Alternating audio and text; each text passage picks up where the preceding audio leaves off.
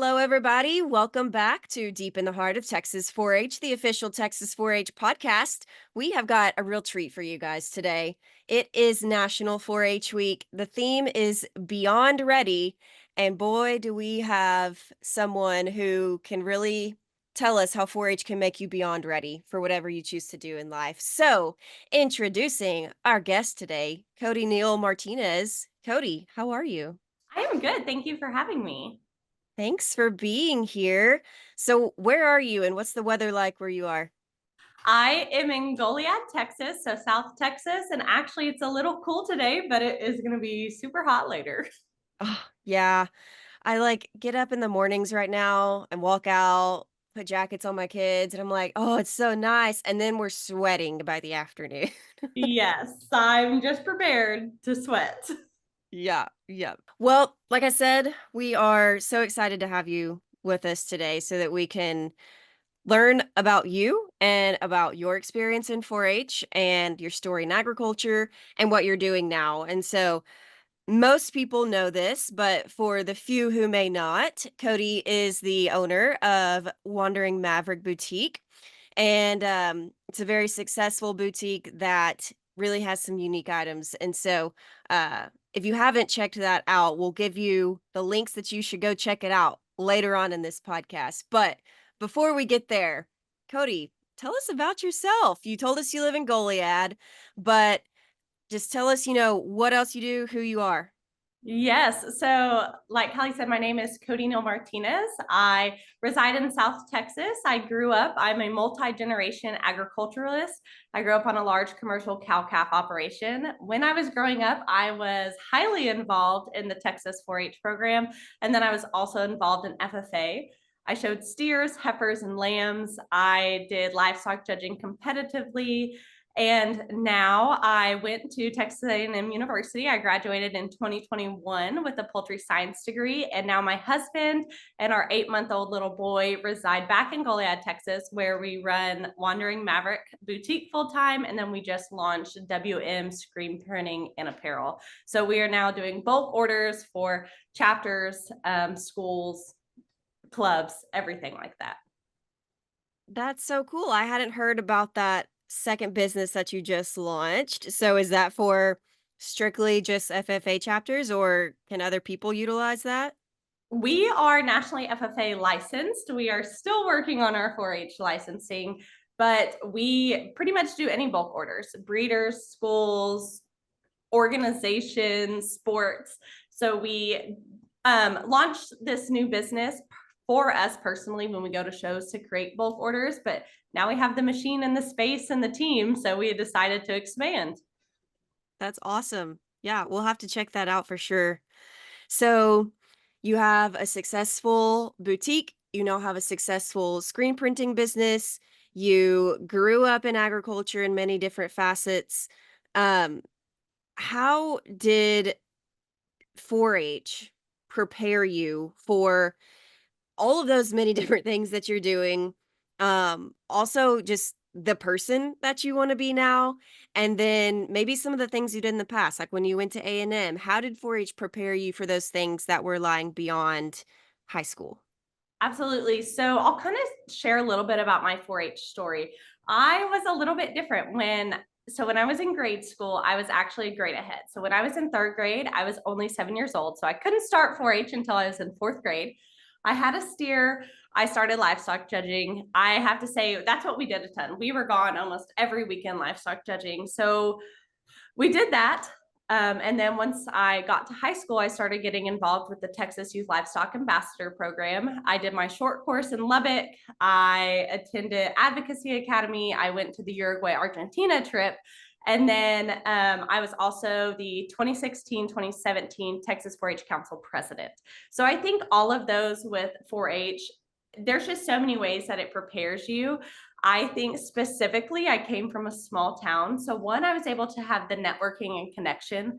I was also able to just grow as a person. I wouldn't be able to speak. I wouldn't be able to dream. I wouldn't be able to just do all of these things because without 4 H, it really truly opened my eyes to kind of what all is out there. And I have to say, one pivotal moment in my 4-H career is when I joined Texas 4-H Council, because that was the first time kind of in my life that I was around people who didn't just do livestock.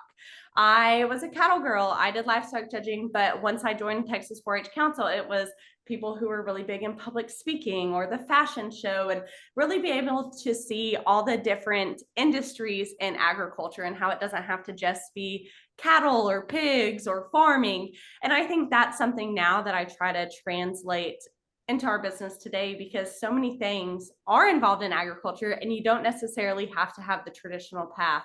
And so what I sometimes say is I'm involved in agriculture, but I print t-shirts. And that is more on the advocacy side, even though I am not directly out there in production agriculture. And so I think 4-H really just gave me the foundation to be able to do the public speaking, to be able to open my eyes and see all the different industries that agriculture has. And when I was in 4-H, and my original goal when I went to college is I was going to graduate with an animal science degree from Texas A&M, and then I was going to go into international agriculture. That was what I wanted to do. I wanted to do marketing, so I really loved our Uruguay and Argentina trip with the Texas Youth Livestock Ambassador Program. And then I got to college, and I did not go get my master's. I ended up changing my degree, and I had only touched a chicken like 5 times in my life before I became a poultry science major. And I think just 4-H kind of allowed me to be able to see these different opportunities and really see that I didn't have to necessarily stick to that plan, because I thought, oh, everyone in agriculture, you get an animal science degree, you get your master's. So I really thought that, but 4-H really opened my eyes that there's multiple opportunities in the world. I love that story. That really is inspiring for 4-H members and the leaders, like adult leaders of 4-H, employees, volunteers, whomever. And that, these opportunities are there for youth, but if we're not making them accessible for those youth or helping guide them into those opportunities, then they don't have that opportunity for growth like you talked about. And like you said, I'm an agriculturist, but I print t-shirts. That's that really just brings so many different things together, which is what 4-H does for so many people. You said that your pivotal moment, was joining 4-H council and um, that you had all these opportunities. Who is that person in 4-H that just kept you going, that made you want to experience those things, that pushed you to be Texas 4-H council president? Who is that person? So my brother was also Texas 4-H Council, I guess 2 years before me, and I think both of us can really contribute. We came from a small community, um, and I always kind of tell everyone that now that my sister is big in FFA, she goes to a different school, but our FFA chapter had 7 kids in it, and my brother and I were 2 of the 7, and so we really dove into 4-H because that is what our county and our community and our city really kind of embraced. And I have to really give credit to my mom here, because she was our club manager. She was the one who really was ready to take us hours to any trip that we had to have. And so she was one who definitely kept with the program. She was the one who helped us with our record book. She was judging record books. She was volunteering. She was the one who was ready to take us to Brownwood or to the airport. And she was the one who also found all of the things that we were able to do. She really pushed and helped with, she just really pushed and helped with getting our minds and showing us the things that are out there. And what's actually really neat about my mom is she did not grow up in production agriculture. So my grandmother worked for Extension in Oklahoma. So my mom did a few things like homemaking or something like that. So it was really neat to be able to see that from a different generation and be able to pass that along from my grandma to my mom to me. That's really neat. So you're talking about the generational aspect here of passing it down, the extension from, grandma to mom to you. And then I'm assuming that So you said you grew up on a cow-calf operation. Is that part of it generational on your dad's side? It is not. So my Okay. dad does have very strong roots in agriculture on his side, but he works for a ranch down here that has a cow calf operation. Okay, cool. So, but you came into it with parents who had the knowledge. Does that make a difference for kids? And if so, how? And then if someone wants to be in agriculture, but they live in the inner city, how can they put their foot in the door? Absolutely. So I do think that it makes a difference. And I think anyone in agriculture will say it's a way of life. If you're in agriculture, I think there's very few who are like, oh, forget it. Because I think anyone who's really involved, they know what agriculture does, they know what it's going to take for the future. They know that truly the world sustains because of agriculture, and agriculture is the backbone of America.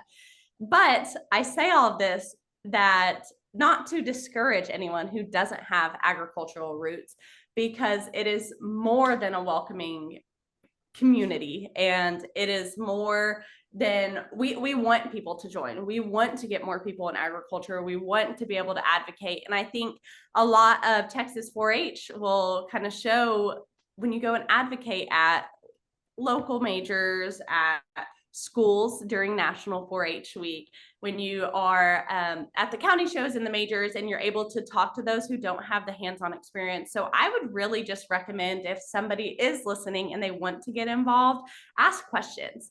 If your county extension agent or people in your extension don't know, reach out to the state office, reach out to somebody that maybe you follow on social media who you see that they are doing something. If you see a current council member, and say you're 12 years old and you're in middle school, but you know that one day your dream is to be on Texas 4-H Council, reach out to them, ask them, how did you get there?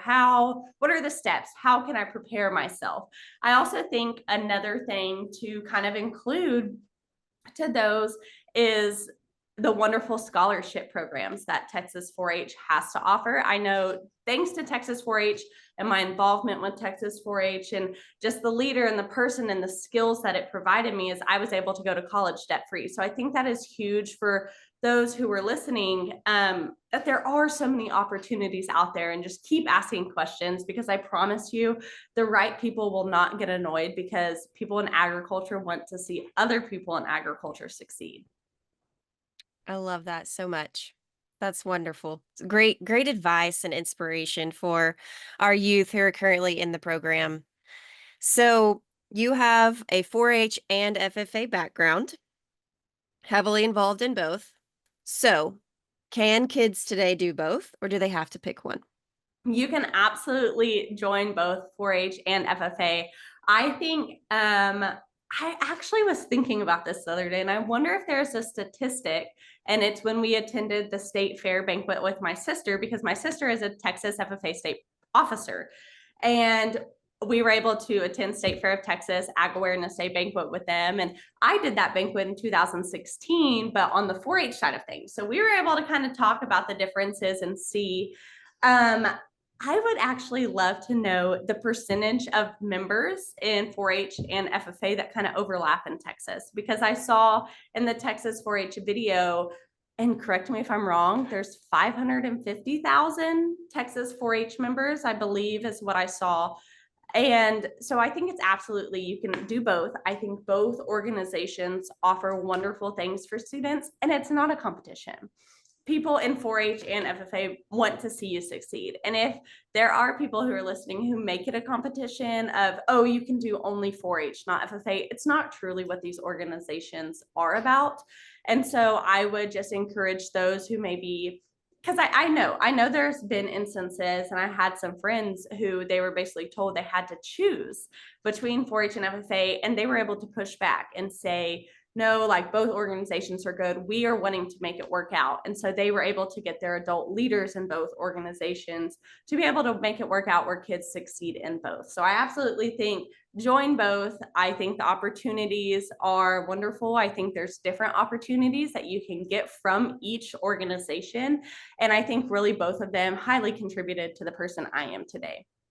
That's wonderful. Yeah, I too grew up doing both. And I think, like you said, there's just diverse opportunities between the two. Yes, some things overlap, but then, you can get one thing here that you can't get on the other side, and just you meet more people, you have more experiences. So I absolutely am on that side. So we've talked about how 4-H made you ready for your future. What can current 4-H members be doing now to make them beyond ready for their future? Absolutely. So I think one thing that I wish I would have done a little bit better when I was in 4-H was document things and work on the record book. And I think just get involved. Whatever you see, get involved, because really and honestly, the more you do and the way you step into these roles, the more people you will meet, and the networking will truly get you somewhere. I remember on my one of my first days of college, they kept saying, it's not what you know, it's who you know. And I think 4 H is a wonderful organization to prepare you to be ready for the things that you do know. But I think in just greater things, there's so many people in the 4 H community that want to see you succeed. So I say, go out there, shake somebody's hand, look them in the eye, introduce yourself, get involved into something new. Don't just stay in your comfort zone, because truly, one of the best ways that you're going to get ready for your future is to get out of your comfort zone and grow, because that's where the growth happens. There we go again with those record books, girl. Disclaimer, I was not good at keeping records, but I wish I was better at it. No, it comes up every episode, and people grumble when they hear the word record book, but it's so good. It really is. Yeah. Like you said, to keep that documentation and learn how to do it early, because you're gonna have to do it in your job later on. So, Yes. okay, let's shift gears here. You've become famous for your very creative t-shirts and cups and all the things with the sayings and the cute designs of FFA and 4-H and agriculture. How did you get the idea to make items like that for people in Yes. agriculture in these organizations? So I have been doing Wandering Maverick for 6.5 years, and I still, people ask me this question. I'm like, honestly, I don't know sometimes. So I'll kind of tell you the story about Wandering Maverick. Is I went to Texas A&M University, and I was determined I was going to be on the wool judging team. I was going to be on the livestock judging team. I was going to do all these things. Well, anyone who is on a collegiate team know that those schedules don't necessarily align with having quote unquote real jobs. And so I was a graphic tee girly. I had a friend, she kind of did some vinyl. And so for Christmas in 2017, my mom and I got a Cricut. I used my $200 of Christmas money. I went to my closet and pulled out every single graphic t-shirt that I owned. And then I was like, okay, Bella Canvas. So then I went to Google, and I said, how do you buy Bella Canvas shirts wholesale? And at this point, I was just hoping to make a little extra money to like pay rent and just kind of something to sustain me, like a side hustle during college. So I went to Google and I said, how do you buy Bella Canvas shirts wholesale? And it said, you need a tax ID. So then I opened another tab and I said, how do you get a tax ID in Texas? And so Google was truly my best friend. And I just have to say, this kind of goes back to our community and how wonderful it is in the ag community. So I started just kind of posting these shirts. It was January 23rd of 2018. I started posting. And at that point, I did not own a heat press. I had to sell 10 shirts to be able to buy a heat press. So I was able to sell, I think, 8 the first day, a few more the second day. I Amazoned myself a heat press. And then that's just kind of how I've continued to grow it. It's just kind of take the money of what I did, reinvest it, take a little out to pay my rent during college, reinvest it. But I did these agriculture shirts. But when I really started, I kind of printed anything that I could find off Etsy, anything that somebody wanted as a request, a ring day shirts, anything like that. It wasn't until 2020 that I launched a Women in Ag shirt. And that's kind of when the community really found me.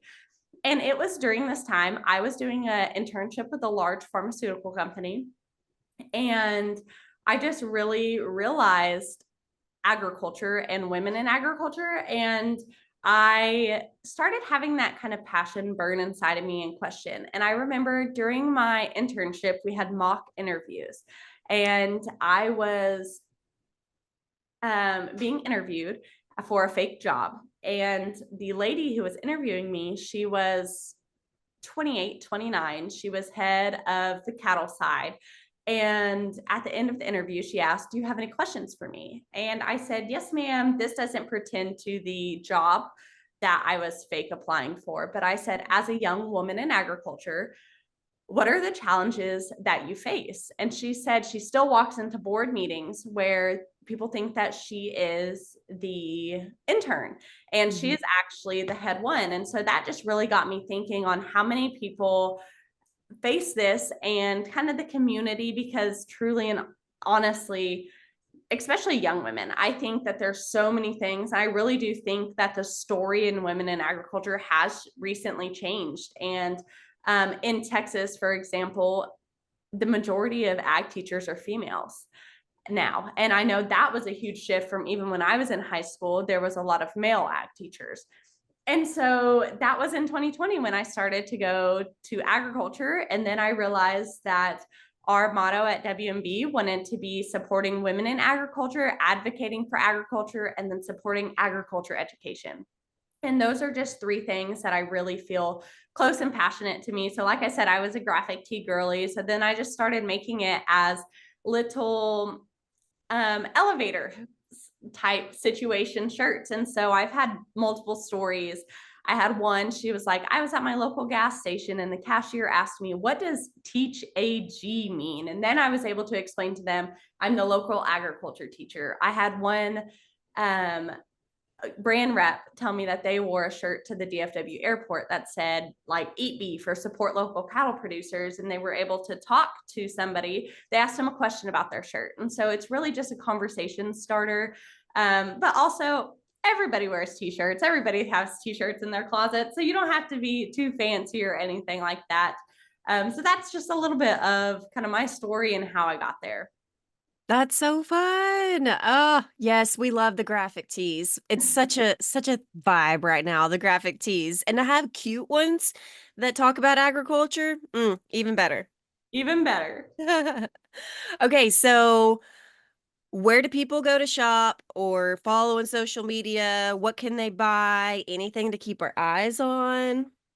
Yes. So our website is www.shopwmb.com. All of our social media is a Wandering Maverick Boutique. I am promise that everyone listening with 4-H, I have been working on 4-H licensing. So if somebody is listening to this and they have the little key in the networking that I talked about to help me get that finalized, I would love that. So hopefully I can launch our 4-H collection soon, because I have plenty of designs made ready to go as soon as we get the okay. Well, we will definitely keep our eyes out for that and can't wait until it's ready. Wonderful. Well, thank you so much for having me on today. I appreciate it. And if anybody listening has any questions, wants to reach out to me, go ahead and shoot us a DM on Instagram, send us an email, find us on our VIP group. Our inbox is always welcome. Awesome. Thanks so much, Cody. We really appreciate you being here and just the conversation that we got to have. I know it's going to inspire not only current members, but maybe some alumni that want to get back into giving back to 4-H, some of our current volunteers, even some agents. I really think that we can all take something from this and run forward with it during National 4-H Week this year and into the rest of the 4-H year. So we really appreciate you. And before we go, we do one fun thing around here every episode. So, Cody, what is your top 4-H tip? My top 4-H tip is to get involved and meet as many people as you can. Beautiful. All right. Well, y'all stop this episode and go meet somebody new today. All right. Thanks, Cody. We'll see y'all next time. Thank you.